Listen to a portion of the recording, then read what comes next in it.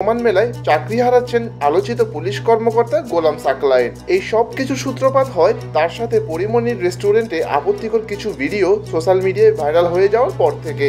সেই সময় ভিডিওগুলোতে দেখা যায় দুজনকে খুব ঘনিষ্ঠ অবস্থায় ওই মুহূর্তগুলো উপভোগ করতে। ব্যাস, এরপর থেকে সবার এই পুলিশ কর্মকর্তার উপর কৌতূহল বাড়তে থাকে। জানা যায় এডিসি থাকাকালে নায়িকা পরিমণির সঙ্গে ঘটনাক্রমে দেখা এবং যোগাযোগ শুরু হয়।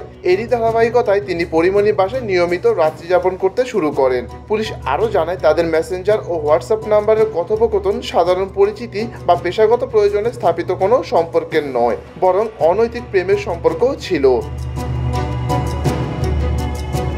এর পরিপ্রেক্ষিতে বিধি অনুযায়ী অসৎ আচরণের অভিযোগে প্রমাণিত হওয়ায় বিধি মোতাবেক গুরুদণ্ড হিসেবে চাকরি থেকে বাধ্যতামূলক অবসর প্রদান দণ্ডের বিষয়ে সিদ্ধান্ত নেওয়া হচ্ছে।